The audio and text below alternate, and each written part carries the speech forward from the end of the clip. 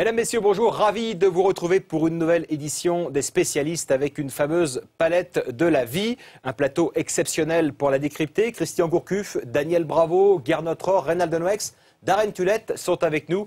Et puis également Joseph Pagano. On va d'abord venir voir vous, Joseph, parce que l'action polémique du week-end a eu lieu dans le centre de Paris et on a vraiment besoin de vos éclairages. Merci Stéphane. Je ne vous cache pas que rien qu'à l'idée de reparler à nouveau de cette action, ça me fait froid dans le dos, hein, je ne vais pas mentir.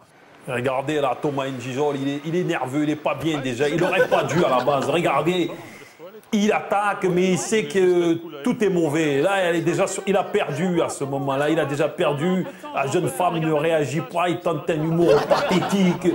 C'est mauvais, c'est mauvais. Et regardez là, voilà, il sait qu'il perd ses moyens, il devient nerveux. Une série un peu de mauvais gestes.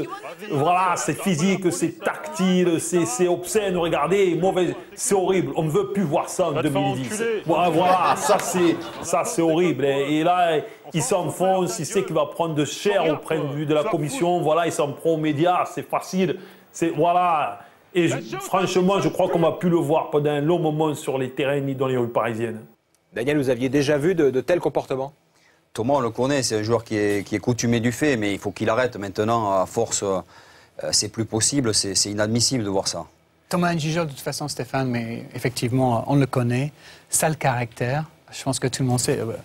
On l'a déjà vu faire des gestes comme ça. C'est dégueulasse, quoi, non? Non, mais c'est des choses qu'on n'aimerait pas revoir, même pas sur un terrain de football. Hein, donc enfin, messieurs, nous, on est là pour essayer de comprendre comment on a pu en arriver là. On va se tourner vers vous.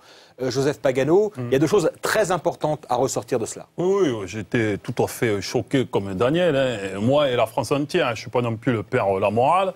On va revenir aux deux moments phares de cette séquence qui pour moi mérite une analyse poussée quelque part. Le premier moment étant celui-ci. Hein. On voit un Thomas N'Djidjo un peu nerveux, pas bien dans sa peau, pas sûr de lui. Et là, vous voyez, il prend la prise d'information. Le problème, c'est que c'est trop tard. Là, elle a pris de vitesse, elle accélère et là, il fait une boulette à ce niveau. Regardez, c'est horrible, c'est horrible. Il est tactile, regardez les yeux dans le flou. Et là, il sait, Thomas, qu'à ce niveau, il n'a pas le droit.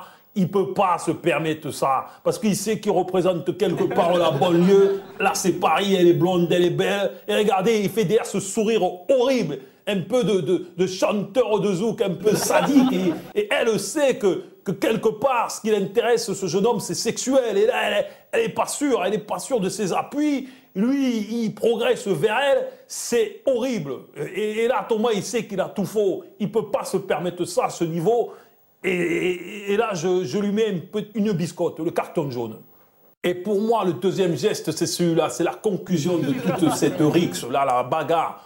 Thomas, il sait qu'il a fauté. Regardez, là, il fait ce droit d'honneur où il sait que cette fois, c'est définitif. Il prend au minimum 6 mois. Et en même temps, il regarde le fessier de la jeune femme qui, vous voyez, elle le sait quelque part. Elle lui fait quelque part sa façon, elle, de lui dire au revoir. Et là, Thomas, il est totalement frustré. Perte de moyens, il continue. Il redonne dans la surenchère tout en regardant son cul. Et là, il a ce geste totalement infâme, horrible, qu'on ne veut plus voir. Regardez, remettons en arrière, parce que ça, il faut vraiment l'analyser. Il a une espèce de coup de basset là, qui va vers l'avant, une espèce de coup sexuel.